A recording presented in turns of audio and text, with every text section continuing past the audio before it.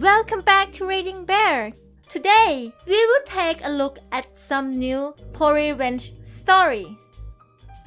And if you enjoyed my content, please don't forget to subscribe to my channel and post some bear emojis in the comments. Let's go! The first one is titled, Loan Sharked. This is the story of someone I used to know. We'll call him Kevin. He needed a place to stay, and my mate needed someone to help pay the rent, so he moved in.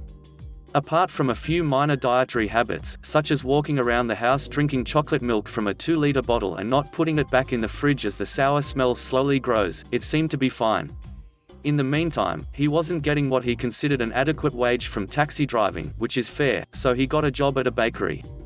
But then he decided to go the whole hog and started gambling online. He had a system, you see. But the system still needed refining. A lot. He was shoveling money into it, and still not getting a return. But to ask him, he was just a few days away from getting the big jackpot. But he didn't have the money to make it work. So he borrowed from a loan shark. We didn't know about this part. So he lost that money too. Didn't tell anyone. Had no way of paying it back. Went to my mate and said, "Oh, I might be moving out in the next few weeks." My mate said, "Sure." It wasn't a big deal, and he figured he'd be able to just tighten his belt a little. The next morning, after my mate went to work, Kevin went around to the power and phone companies and had everything cut off, and got the bond for each of them back. Then he grabbed his pre-packed bags and vanished down south. I'm guessing he'd been getting, "Where is my money?" from the loan shark. My mate gets home, everything's turned off. Everything in the fridge is either spoiled or well on the way there. He has to run around, get everything reconnected, restock the fridge, and cover rent that month. Not a happy camper. So then, a few days later, he gets a knock on the door. "Are you Kevin?" These are big guys, wearing white shirts with ties. Very polite, but they're ripped as feck and he can see the tats through the white material. He's fully aware of who and what they are, and he's able to start making a guess as to why they're there. He invites them in, proves that he's not Kevin, then shows them documentation of what Kevin pulled on him. They're sympathetic, and on the way out one of them gives him a card. "If you ever find out where he's gone, give us a call." He puts the card on the fridge. A few months later, Kevin calls from where he's vanished to, asking for his share of the rental bond. Never mind that he never put any money into it in the first place. So my mate says, "Sure. Where can I mail it to?" Kevin rattles off an address. "No worries. It'll be on your doorstep before you know it." My mate hangs up, takes the card off the fridge, and makes a call. "So, you wanted to know where Kevin was?" That Christmas, he got a card from the loan shark with $500 in it. The next one is titled, Continue to Cheat on Me. It's going to backfire hard. I met Jane after amicably ending a long-term relationship. I didn't think I'd want to date again, but Jane and I really clicked, and it was such a nice escape. We hung out as friends before moving on to dating, and within 6 months, we had moved in together. I had long since gotten over my ex, and Jane and I were doing great and regularly talking about the future. I was fairly socially awkward and only had a few good friends before meeting her, whereas she had a large circle of acquaintances and friends she introduced me to who became good friends of mine as well. About a year into our relationship, Jane informs me that she had a one-night stand with someone she had met at the bar. She begs for forgiveness, says she's so sorry, that she wasn't used to alcohol, all the usual excuses. Me not wanting to lose this relationship too, and having invested so much time thinking about my future with this girl, I believe her. It wasn't easy, and I ended up in therapy for my anxiety, but we worked through it after a lot of talks and crying and long nights, gradually rebuilding trust after she reassured me regularly that I was the one for her, and she was still committed to our relationship. I confided in a few close mutual friends, who kept it to themselves. Everything seemed back on track, and I thought we healed. Another year passes when I notice Jane seems off. She's gone more often, more secretive of her phone. I'll wake up to find her on the computer instead of in bed. Red flags flying. One weekend, she tells me she's going to her mother's to help her with spring cleaning. I don't really get along with or speak to her mother. Her mother is an incredibly religious woman who was already upset with Jane for living with me before marriage and a few other personal decisions on her end, and feels as if she has control over her life due to financially supporting her. Which is why I assume she figured it'd be a safe bet I wouldn't talk to her mum. A few hours after she left, I called her a few times, and it went right to voicemail, meaning her phone was off. So, I called her mother knowing she wouldn't answer me and left a voicemail asking if Jane had made it to her house safely and that it had been hours, and I hadn't heard from her. A few minutes pass, and she calls me back and tells me that she called Jane and couldn't get an answer as I knew she wouldn't. She started asking when she left, etc., etc. I told her she left that morning to help her with spring cleaning. This was news to her mother, who never spoke to her about that. Her worrying about Jane had her talking. I sit there thinking about what I'll tell Jane when she speaks to her mum and has time to think of an excuse. She gets home later that night and seems totally nonchalant. Turns out her phone is still off, so she hasn't even gotten the calls from me or her mum yet. Perfect. I ask her how her day went. She tells me how much she hates dusting, there was so much on the top of the cabinets. And how they had to carry stuff down to the basement, an elevator would have been nice, all that good stuff. I then decide to let her know I was aware she hadn't been to her mum's. Long story short, she admits to cheating on me again and had been doing so since I had forgiven her for the first time. While I was dealing with the anxiety and insecurity, while she was reassuring me it would never happen again and I was the only one for her, while we talked about buying a place and all our goals, she was ducking around with the same dude. Mostly online, but had met up with him every so often for quickies during the day. I basically shut down entirely and went to stay with a friend and told Jane it was over. The more I thought about it, the more my sadness turned to anger, and the stupider I felt for giving her a second chance. I had wasted 2 years of my life and made myself vulnerable to someone I fell in love with who I thought loved me and made a fool of me. Jane was inconsolable, calling me and my friend who I was staying with, texting, and threatening to show up in hopes of fixing it. She was on the verge of a breakdown, claiming she'd do anything, talk to therapists, give me total access to her accounts. Anything she could do to make it right, to take back the past, which is when I saw the opportunity to get back at her. I told her I wanted to be able to forgive her, but big changes needed to happen in order for me to do that. She jumped at the opportunity. I told her I needed to be sure she was serious about our future. First, I wanted to look at renting a bigger place, somewhere without bad memories. We were month to month, so I gave my landlord notice and asked her to go through the process of securing us a new lease elsewhere as I couldn't handle it right then. I then told her that if we're going to learn to trust again, I want to start taking steps towards an engagement. I don't want to focus on the past. If I do, I'll want to leave. I just want to focus on the future. And the first step should be a joint account and that I still trust her with finances, to which she agreed.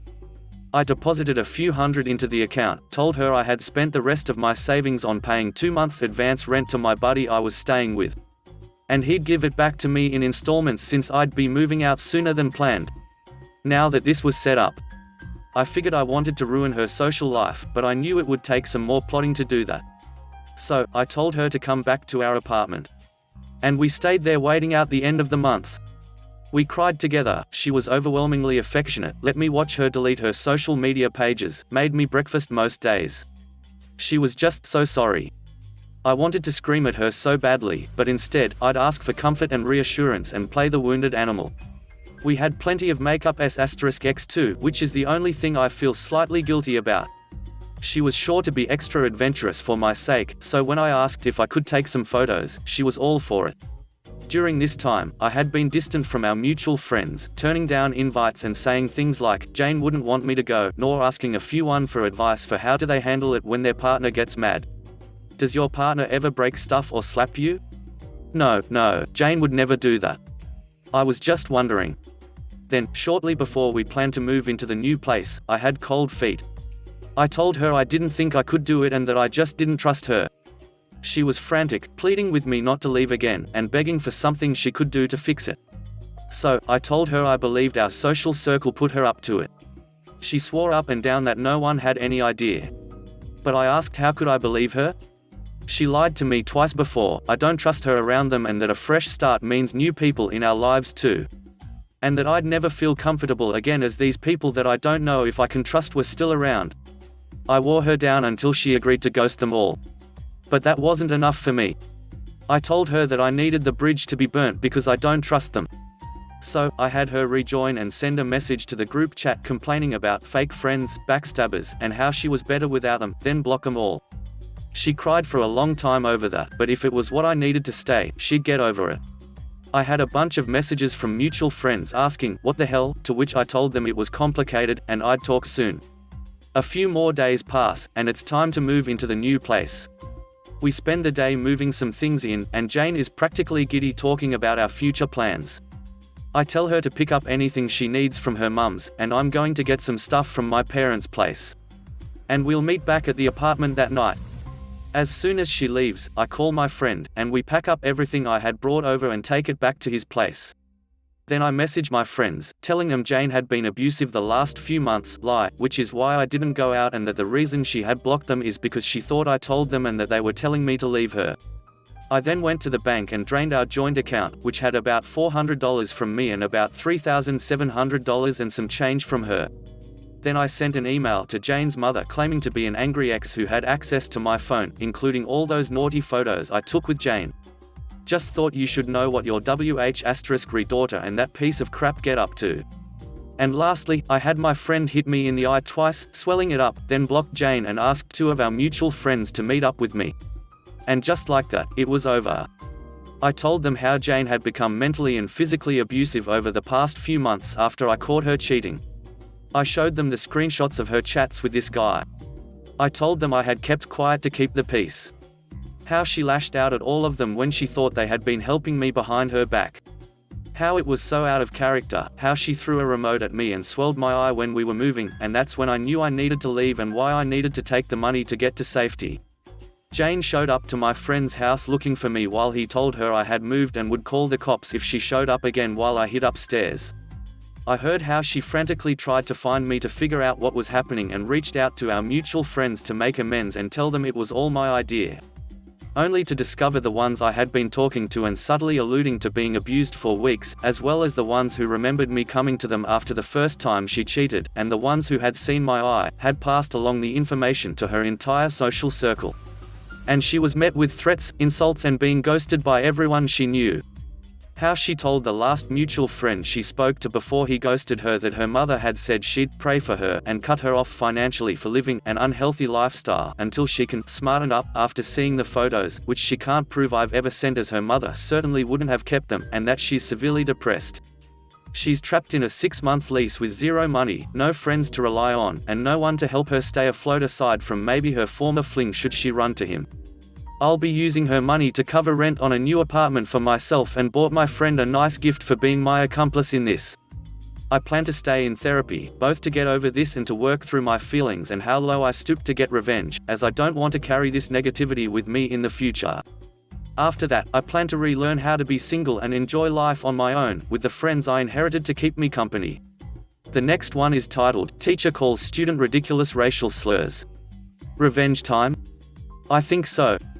So this all starts in the early 2000s. In this time we have to remember that video recording and wiretapping and all of this great stuff was seen before, but very seldomly used by the general public. Additionally, at this time a lot more things were tolerated in terms of statements made by people. Now let's call my friend Samantha, Sam for short. Sam was a very athletic and popular girl. In normal situations, this would seem like a great thing, but with Mr. Thomas the history teacher, this was the worst situation possible. After seeing how Sam would walk the halls with students and even teachers talking to her and laughing with her, Mr. Thomas to some degree felt jealous. Thomas was a teacher that was quite antisocial. After being in the school for 30+ years and reaching retirement age, Thomas was sick of everything that he heard and saw in the school. If it didn't directly benefit him, it angered him. It should also be said that Thomas was not a fan of newer times. While the 2000s obviously didn't have certain standards that are in the present day, it was still quite a bit more advanced than the 70s when he started teaching. One day, Sam had track practice and was unable to come to class by the bell. While she did have a note and had every reason to be late, Thomas wasn't having it that day. He immediately spoke in a harsh, loud tone and told her, "Sam, go ahead and walk yourself down to the principal's office." Now, as we all know, this is totally and completely uncalled for, so Sam simply replied, "Mr. Thomas, I apologize for being late, but I do have a note and a valid reason for doing so." Now, this, of course, is a completely sane and fair response, but Thomas, being the idiot he is, decides to say in a snobbishly cool voice with very colorful language, which I won't say, maybe if you weren't so hung up on clothing yourself in the locker room trying to be a princess and get the boys, we wouldn't have to be having this conversation. Now please understand that if that wasn't bad enough, he said some extremely harsh words that I just can't say. In tears, Sam immediately flings herself in her chair and puts her head in her arms. Then Thomas, taking advantage of this situation, goes over to her and whispers, "Hurts, doesn't it?" Thomas then goes on to teach the class with a cheerful attitude, as he is happy that he was able to hurt someone for no apparent reason. Sam goes on for the rest of the day with stares from students and shock from herself. After coming home, Sam immediately tells her parents, and her parents are horrified. Without a moment of hesitation, they call the school and report the teacher. Now you would think it ends there, right? Nope. The principal, unfortunately, says that the teacher denies the situation and that there's no way of proving it. He claims that students may exaggerate and that it will just turn into a he said she said battle. Now this is bad for two reasons. First, the girl didn't get the justice she deserves. Secondly, Thomas now knows that she reported him. The next day, Sam walks into class with a monotone face and sits at her desk without talking. Thomas walks to the board and starts the lesson. While Sam is still sad and distraught, she starts to be hopeful that maybe the situation will blow over and nothing more will be said of it. Unfortunately, this doesn't happen. Thomas decides to up the ante. In the middle of the lesson, he says, "Similar to this situation in the war, Sam and her parents decide to be, and report me, and try to go to war. But, surprise surprise, it backfires. Looks like I truly am the good in this situation after all. Isn't it, Sam?" Sam is out of words. After telling her parents again, her dad decides that he doesn't want to make this mistake again and decides to take matters into his own hands. He has a plan. So he calls the principal and reports him again and purposely says, "Go ahead and ask Thomas himself." The next day, Sam walks into class with the same sad look and sits at the table. This time Thomas isn't looking to wait to snap. When the whole class arrives, Thomas says, "Well, look who it is, your family is, you will never be, and no one gives a about you. You will never be anyone because you're just another, and a girl. So skip on back to the, who made you." Sam then lifts her head and keeps a straight face. She then lifts her hand and clicks the stop button on the tape recorder. Thomas begins to talk, but even he knows at this point that there's no point in making excuses. Without asking, Sam walks over to the principal's office and hands him the tape, simply saying, "Want evidence? Be a dear and have a listen." After a minor investigation takes place, no extra actions need to be taken for the termination of one Mr. Thomas. As terminations normally happen when there are no students, Mr. Thomas comes at the end of the day in his normal clothes. After packing his things and getting his final check, he rests his hands on the double doors and sees Sam sitting on the bench. She looks to him and says, "You forgot one thing, Mr. Thomas, it's not the good people that win the war. It's the smart people that win the war." The last one is titled, "Bully Coworker Gets Fired." Firstly, I'd like to start by saying I am in no way homophobic. I respect everyone's choices, and I still don't understand why people have such a problem with others being gay. When I was about 18, I used to work in a small factory for an engineering firm as an apprentice and had to work with this real piece of crap guy. Let's call him Kevin. For some reason, Kevin would find great joy by picking on me all the time at work. He would wait until it was just me and him alone and then call me out for being gay. Note, I am not gay and had a girlfriend at the time. However, that didn't matter to him. He would stroll right over to my desk and call me all these awful names like F***GGOT, homo, C***CK sucker, etc. Plus other words, names that are too disgusting to say. He would get right in my face and try his best to get a response from me, but I would just keep my head down and keep working. Even though I ignored him, he made me feel really crap. I began hating going into work. I started coming up with excuses for not coming in. I did this so often that HR had to have a meeting with me, and I was given an official warning.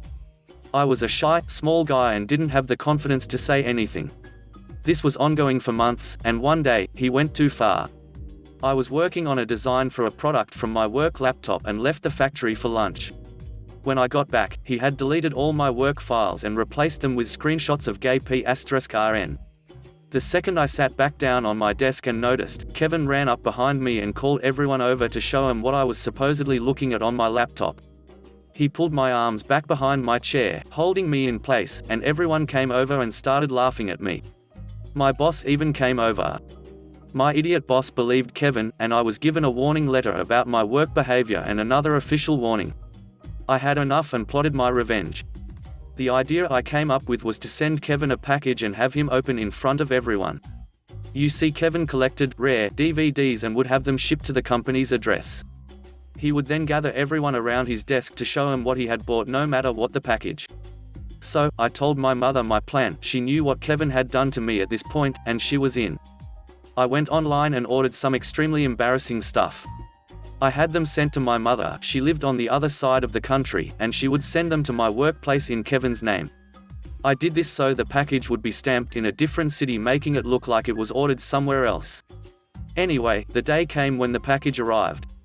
Kevin announced for everyone to come over to see his new DVD. Everyone came over and watched as Kevin opened the box. I stood at the back as I knew what was coming. Kevin stuck his hand in the box and pulled out a huge pink mankini, the one Borat wore, and a ball gag. Kevin's face went sheet white, then everyone burst out laughing. The whole staff was bent over in laughter. Some dropping to the floor crying in laughter. The staff started saying stuff like, "Is that for your weekend, Kevin?" and "Is that for your other collection?" I was laughing so much that I couldn't breathe. Kevin ran out of the room, and we all descended on the box. Besides the mankini and ball gag, there was a note. Now, this was the cherry on top, all thanks to my mother. One of the office staff took out the note and read it out loud. This is what it said. "Hello Kevipoo69, because you are one of our most loyal customers, we have decided to send you some free gifts to thank you for your years of loyalty to our brand. We hope you enjoy them. All the best from the team at outofthecloset.com. Well, this just sent us all tumbling to the floor with laughter. I had no idea my mother would do that. Just typing it out now makes me laugh. After we all regained our composure, the head of HR came down and asked me to come up for a meeting. I entered one of the meeting rooms, and there was Kevin, the head of HR, my boss, and the director of the company.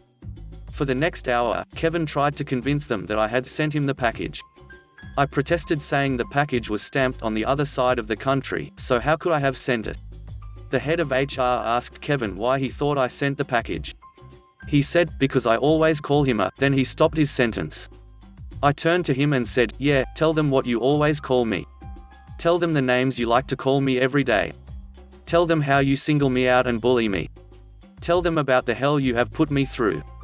The room got quiet. Kevin was told to leave while they have a chat with me. I proceeded to tell them about what Kevin was doing to me and how long it had gone on for. I told them about the names he called me and what he had done with my laptop. When I was finished, they all thanked me for being honest and said they would investigate my claims further. I was asked one more time if I had sent the package. I said I didn't and that it may have been a mate of mine because I had told my friends what had been going on. But it had nothing to do with me, and I had no say in it. So, an investigation did happen. They found out that Kevin was indeed bullying me and other younger staff members and apprentices in the firm. He had been doing this since the day he started working there. He was fired. Good. I don't feel any regret for what I did. He was a 50-year-old man that still acted like a child. If he can't grow up, then he can't work with adults. Years later, on my last day of work, I was asked by the director of the company if I had indeed sent that package to Kevin. I just smiled, winked, and said nope, but my mother didn't like Kevin very much. I can now say I am a confident, happy extrovert. I don't stand for any bullying behavior anymore and always stick up for myself and the people around me. As for Kevin, well, I hope he has improved his attitude and has grown up. Thanks for listening.